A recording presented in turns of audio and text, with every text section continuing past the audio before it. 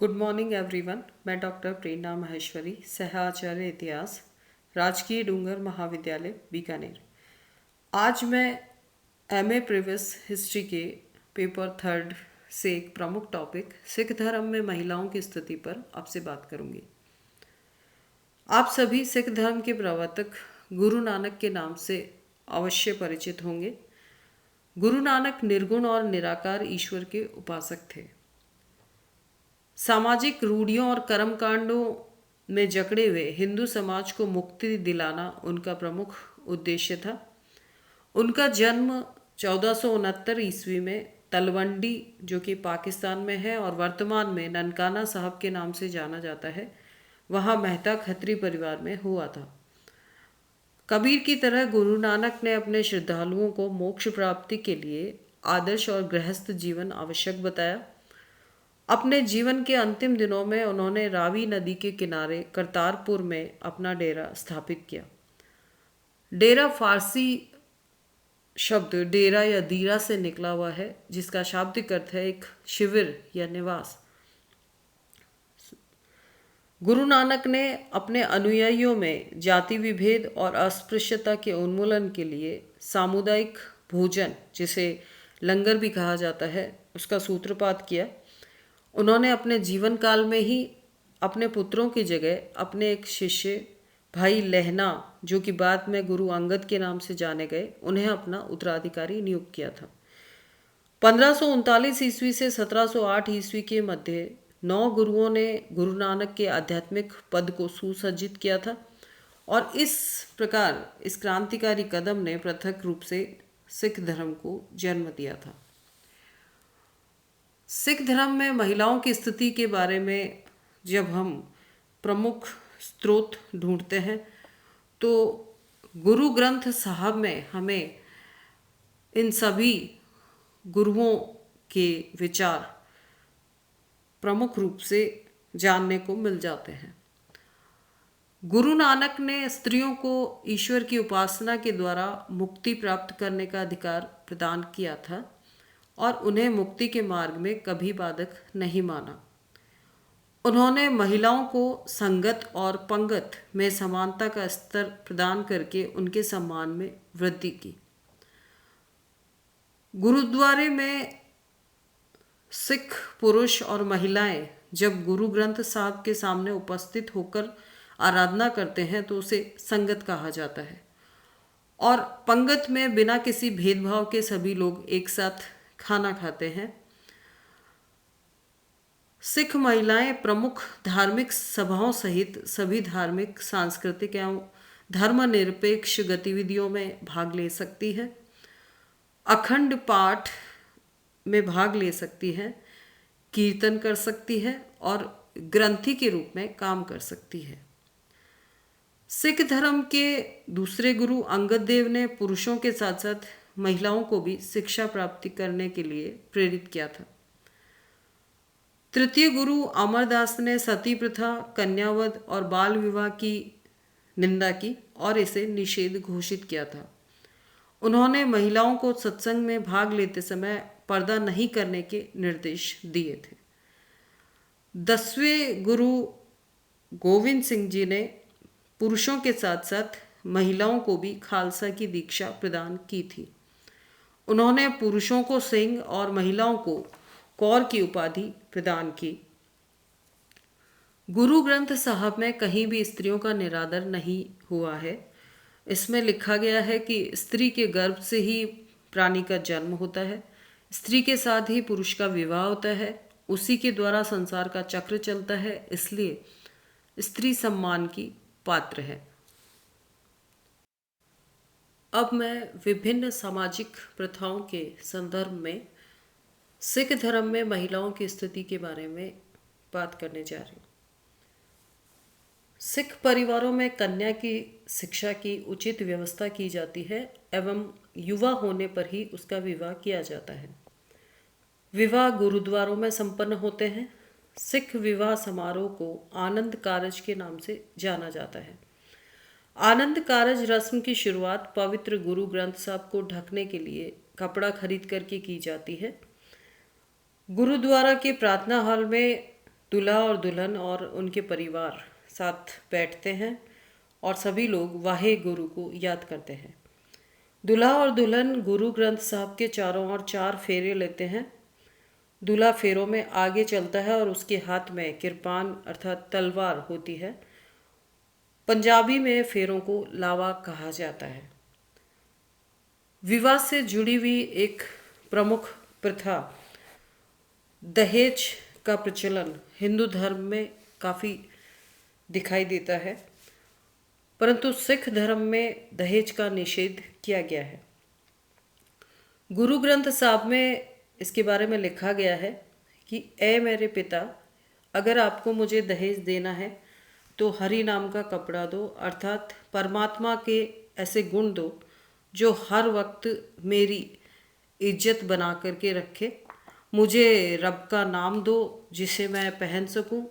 मुझे ऐसी शिक्षा दो जिससे मैं रब से जुड़ी रहूं और मुझ में प्रेम, दया, सेवा, नम्रता आदि गुण भरे रहें। मुझे ऐसा दहेज मत देना जो लोगों को दिखाने के लिए हो। अर्थात सिख धर्म में दहेज प्रथा को पूर्णतया निषेध किया गया है। एक और प्रथा जो कि महिलाओं से जुड़ी हुई है, पर्दा प्रथा। सिख धर्म में सभी प्रकार के आवरणों की आलोचना की गई है। सिख गुरुओं ने महिलाओं के घूंघट को खारिज कर दिया। गुरु ग्रंथ साहब में कबीर के शब्दों को संकलित किया गया है। अपने चेहरे को घूंघट से मत ढको। आपका घूंघट तभी सच्चा होगा जब आप प्रभु की महिमा करते हुए नाचते व गाते हैं। आत्मा रूपी दुल्हन की जीत तभी होगी जब वह भगवान की स्तुति करते हुए जीवन व्यतीत करेगी। अर्थात पर्दा प्रथा का कोई प्रचलन सिख धर्म में नहीं रहा है। सती प्रथा की यदि हम बात करें तो सिख धर्म में इसे भी निषेध किया गया है। गुरु ग्रंथ साहब में स्पष्टतया लिखा गया है, सती वे नहीं है जो पति की चिता पर जलती है, सती वे हैं जो जीते जी पति धर्म निभाए, सती वे हैं जो जीते जी सत्य से मिल जाए। अर्थात सिख धर्म ने सती प्रथा को भी निषिद्ध कर दिया है। कन्या भ्रूण हत्या को भी सिख धर्म में निंदनीय माना गया है। गुरु गोविंद सिंह ने खालसा को इस प्रकार के निर्देश दिए कि वे कन्या शिशु के हत्यारों से कोई प्रकार का संपर्क नहीं रखें। सिख धर्म में एक विवाह का प्रचलन है और बहुविवाह का निषेध किया गया है। गुरु ग्रंथ साहब में सूतक के संबंध में भी कुछ विचार मिलते हैं। सूतक एक मान्यता है जो कि बच्चे के जन्म के कारण घर की अशुद्धता से जुड़ी हुई होती है। सूतक की अवधि में बच्चे की मां को पूजा पाठ होने तक रसोई में जाने पर प्रतिबंध होता है। गुरु नानक ने अशुद्धता की ऐसी धारणा की निंदा की। गुरु ग्रंथ साहब के अनुसार अशुद्धता हर जगह है, सभी में जीवन है, सभी में सूतक है। सूतक की अपवित्रता को गुरु के ज्ञान से ही दूर किया जा सकता है। पवित्र करना ही है तो व्यक्ति को अपनी सोच को पवित्र करना चाहिए। इस प्रकार सिख धर्म में वे सभी प्रथाएं जो स्त्रियों के साथ एक कुरीति के रूप में जुड़ गई,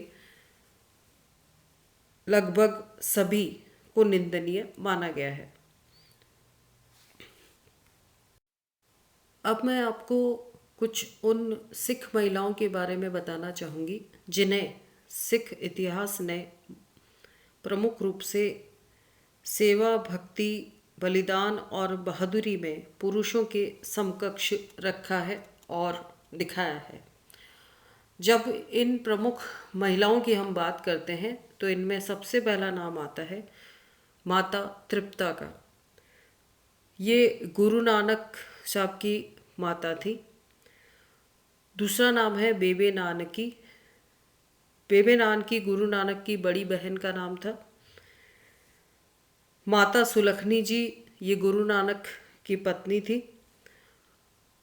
माता खीवी ये गुरु अंगद देव की पत्नी थी और इन्होंने लंगर की प्रथा को आगे बढ़ाया था और उसे ऊंचे स्तर पर ले जाने का कार्य किया था। माता गुजरी गुरु तेग बहादुर की पत्नी थी। माता साहिब कौर गुरु गोविंद सिंह की पत्नी थी और इन्हें खालसा की माता होने का खिताब मिला था।